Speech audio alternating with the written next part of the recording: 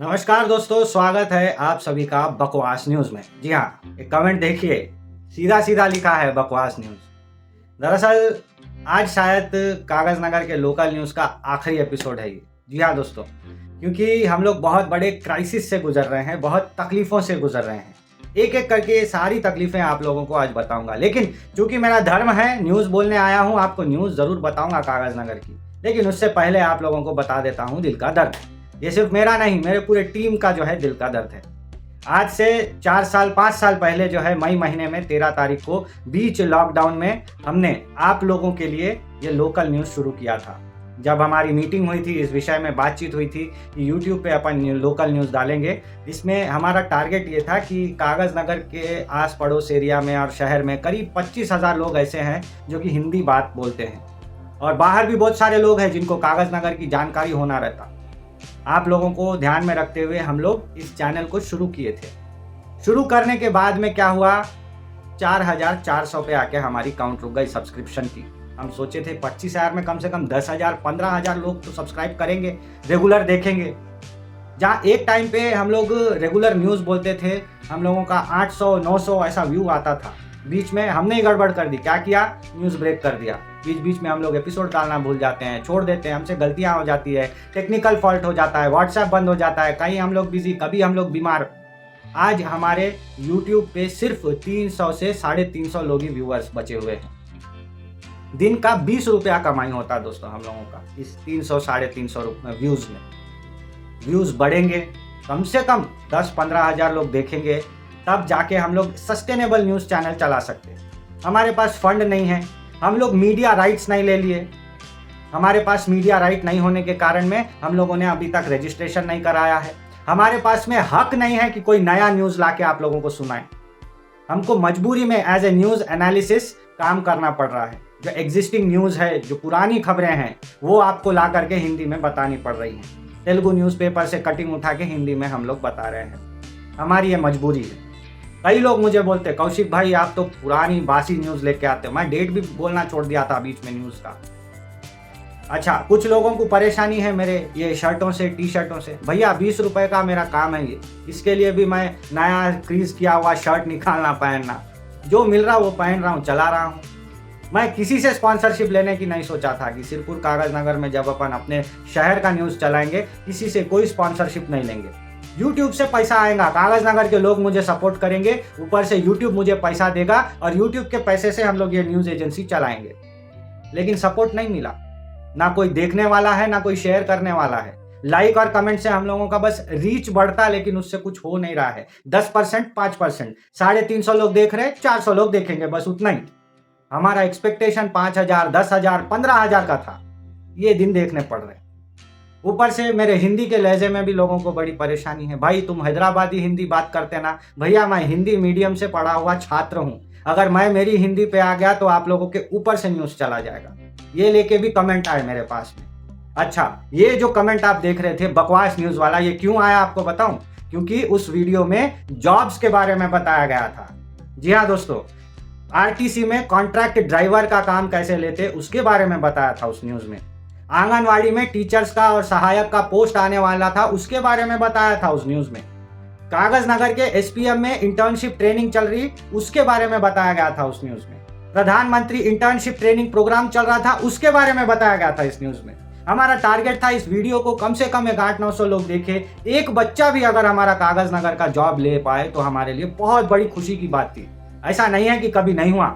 हम लोग अलग से न्यूज़ के साथ में हर संडे को एम्प्लॉयमेंट खबरें भी देते थे। चली नहीं, 40-50 बच्चे देखते थे, क्लोज हो जाता था। हमारे लिए गर्व की बात है, आज हमारे 3 बच्चे पैरामिलिट्री फोर्स में नौकरी कर रहे हैं, जो कि कागज़ नगर का न्यूज़ देख के आगे बढ़े।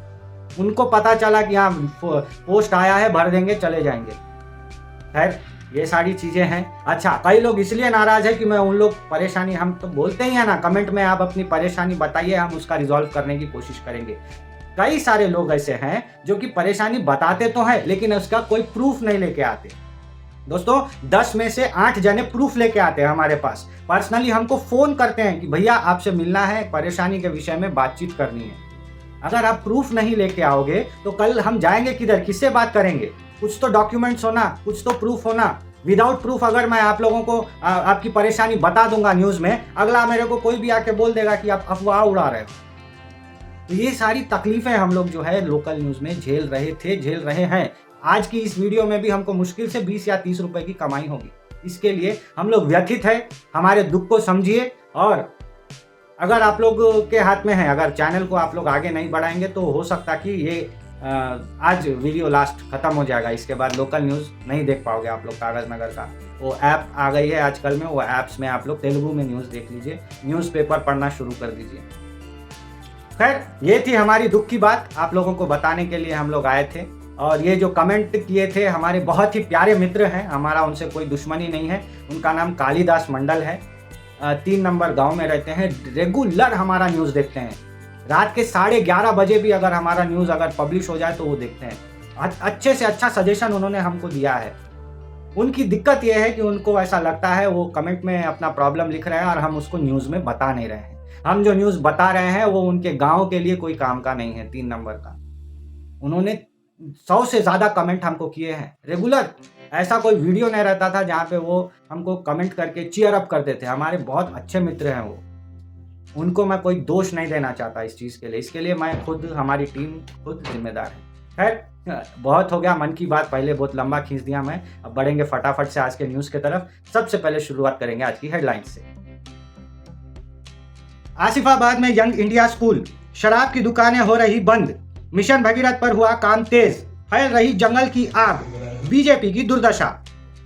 तो चलिए दोस्तों, शुरुआत करते हैं सबसे पहले आज के मौसम के रिपोर्ट की, क्योंकि आज गर्म और ज़्यादा तेज़ हो गया है। जी हाँ दोस्तों, गर्मी अभी मार्च आधा कंप्लीट भी नहीं हुआ कि 40 के तरफ बढ़ने लग गई है। आज दिन के समय में 38.5 टेम्परेचर था और शाम में अभी 23.5 डिग्री रहने वाला है। लेकिन गर्मी की आंच लगने वाली है। क्यों, उसका कारण मैं आपको आगे न्यूज़ में बताऊंगा। अच्छा, जो मुस्लिम दर्शक है हमारे, उनके लिए बता दूं, आज की इफ्तार शाम को 6:21 पर थी और कल की जो सहरी है गुरुवार की 5:10 को रहने वाली है। तो टाइमिंग का ध्यान जरूर रखिएगा। अब पहले खबर पे आता हूं, जो कि है यंग इंडिया स्कूल से रिलेटेड। सेंट्रल गवर्नमेंट और तेलंगाना की सरकार मिलकर के एक नया प्रोजेक्ट शुरू कर रही है। इस प्रोजेक्ट का नाम है यंग इंडिया स्कूल। देखिए, आप लोगों को पता ही होगा, ST hostel, SC hostel, BC hostel, minority hostel, बहुत सारे हॉस्टल्स है हमारे कागज नगर में, तेलंगाना के अलग अलग कोने में। सेंट्रल गवर्नमेंट चाहती है कि यंग इंडिया स्कूल बने, सारे हॉस्टल्स एक ही जगह पे बने। यहाँ दोस्तों, एक इंटीग्रेटेड हॉस्टल प्रोजेक्ट बनाने का प्रोग्राम चालू किया गया है। और ये प्रोग्राम के लिए जो है ना, बहुत जगहों पे जो है जमीन वगैरह देखी गई है। हमारे कागज नगर के पास में भी चेड़वाई गांव के अंदर में जमीन देखी गई थी और आसिफाबाद में भी जमीन देखी गई थी।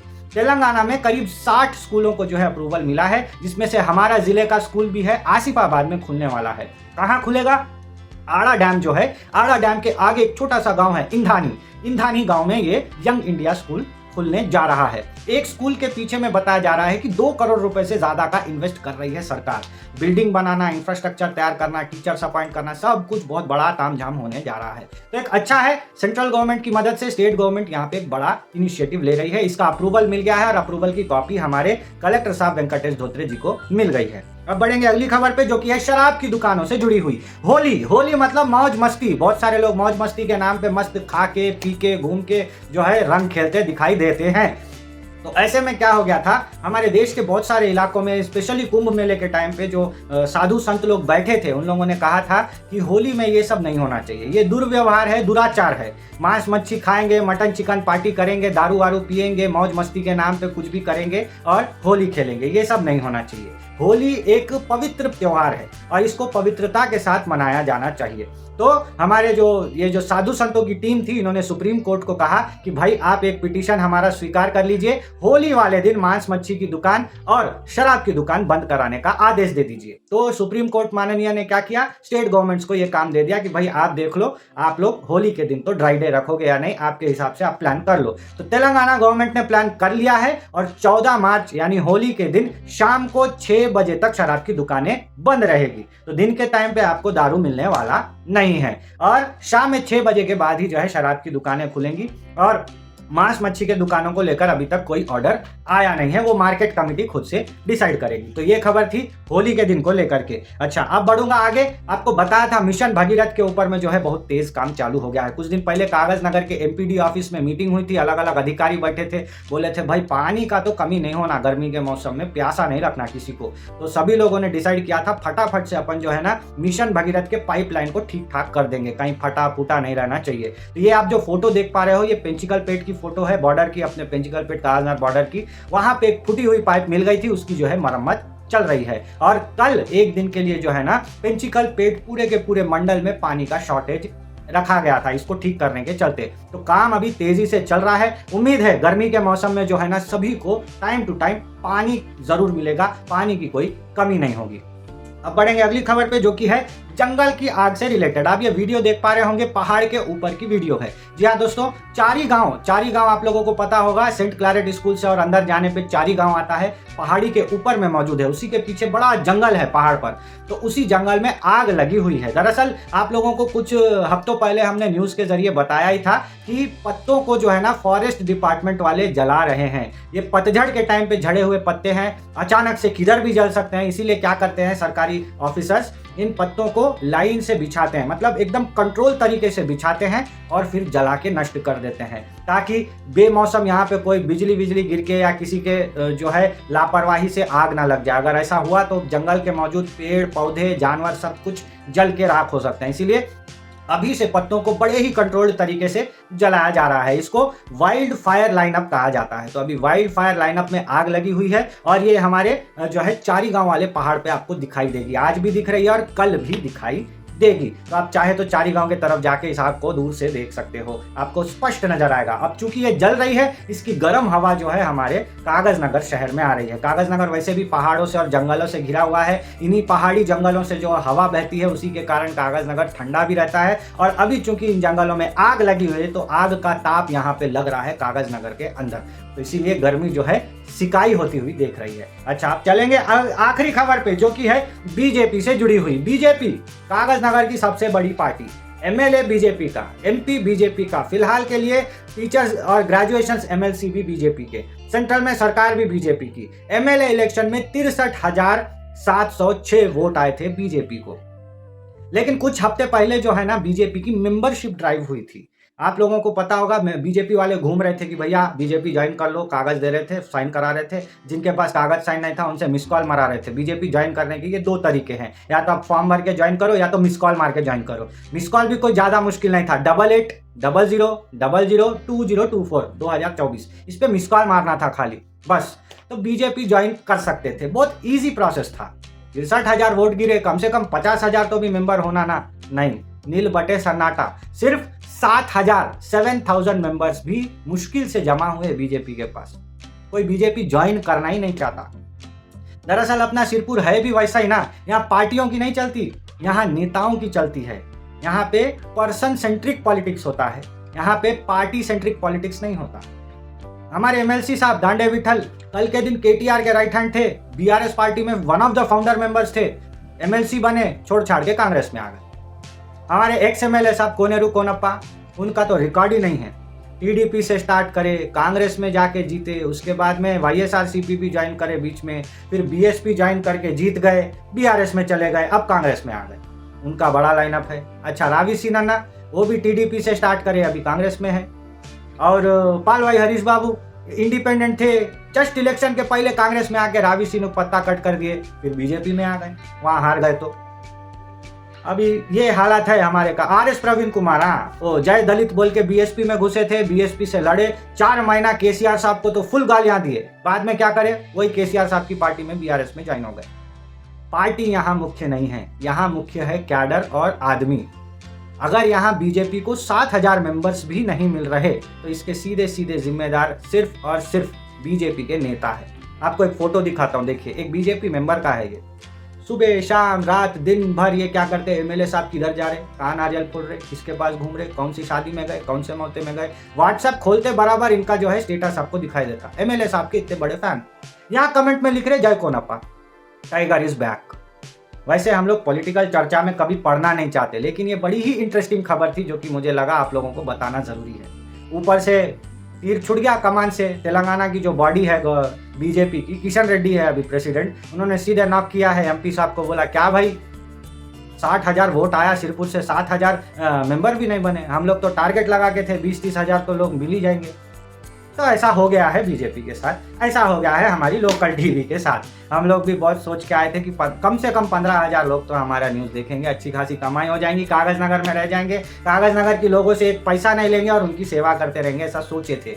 लेकिन ना हमारा वीडियो लोग लंबा पूरा देख रहे हैं और ना ही हमारे वीडियो को शेयर कर रहे हैं। बड़े दुख के साथ बताना पड़ रहा है कि आज इस घड़ी में अगर ये वीडियो नहीं चला तो ये आज का आखिरी लोकल न्यूज़ का एपिसोड होगा।